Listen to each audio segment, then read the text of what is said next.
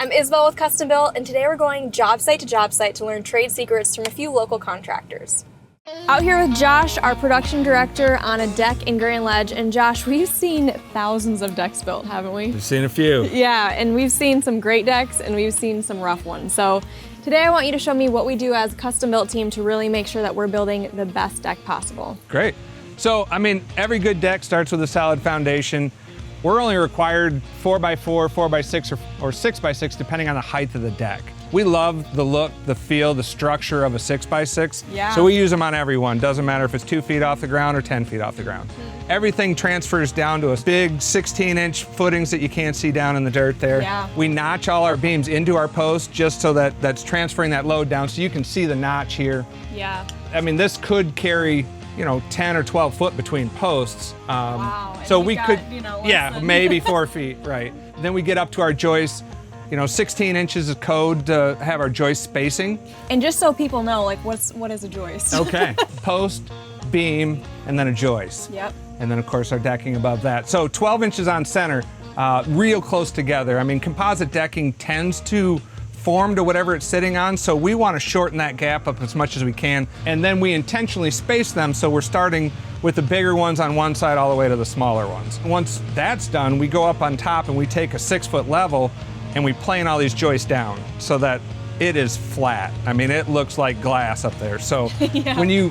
if you climbed up the ladder and looked across it, you're not going to see any humps or bumps at all. Right, and I've been out on a couple decks where they have that over time, Right. like the decking, like you said, just conforms to what's underneath. You'd have a lot of that, and we see a lot of that. We come out on these decks and you're like, yeah, it's a nice looking deck if you're looking straight down, but don't look out on the horizon because you're going to see it looks like the ocean, Yeah. So. Anytime we get to spend time with our own team on site, it's exciting. But so is our next stop, and we've got a little bit of a drive ahead of us. Today I'm meeting with Dan from Acme Home Exteriors on site to check out a window replacement project they've been working on. This is a situation where a client really wanted to have more light, and they had this actually pretty small front window, and it was cut up into multiple windows and didn't give them a lot of light. So what we did is we pulled that window out and expanded this. Yeah, I can see that, and I get that question all the time, like, can we actually expand a window or add a window where there's not a window? Yeah. So what did you guys have to do? Because I know there's some more back end.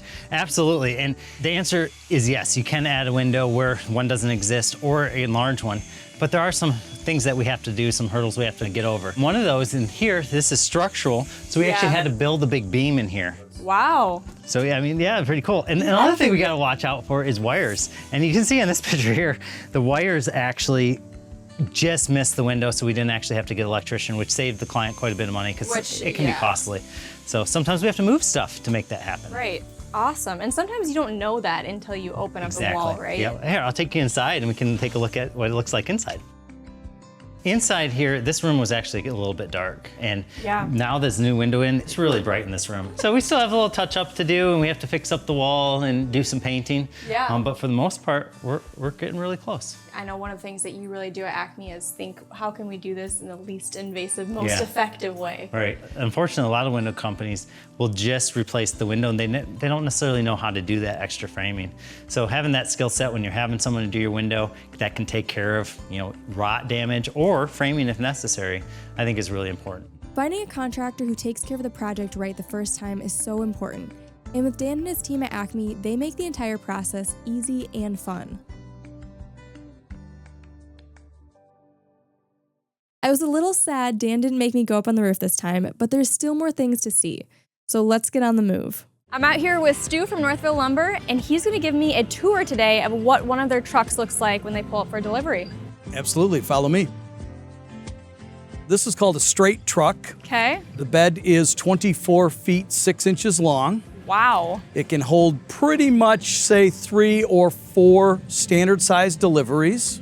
So you can see anything that is going to be affected by the weather is wrapped in plastic. On the back of the truck is our Moffett, sometimes called a piggyback, which we use for every delivery.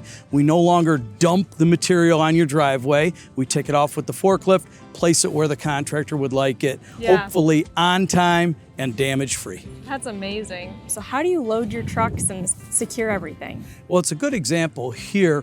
As you can see, our straps are damage-free. There's no cuts or frays in them. They're routed the right way under the rub rail. That's a DOT regulation. That's in case your truck happens to scrape up against a building. The strap is protected from any damage, and everything is nice and taut and ready to go down the road 65 miles an hour.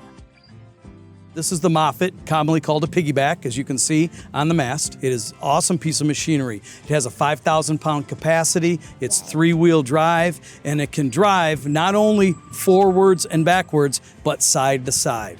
This vehicle is incredible. I mean, what you guys do on it is awesome. It is, Isabelle, but really the incredible part is the person in the driver's seat. When they show up to make a delivery, they place the material exactly where the customer would like it. They put it on blocks. They document everything with pictures. They're nice and courteous to the homeowner, and then back to the lumberyard to do another delivery. Maybe next time Stu will let me drive the truck. But for now, let's get on to our next stop. I'm out at a home in Lansing, Michigan, and I'm gonna go meet Devon from Paul Davis Restoration and hear about this project they've got going on. A tree has completely fallen on this house, destroyed the backside, and then even the front of this house has quite a bit of damage. So we're gonna go see what they're doing on this site so they can get back into their beautiful home. I wanna talk through just the process of insurance and how you guys deal with that. What does that look like?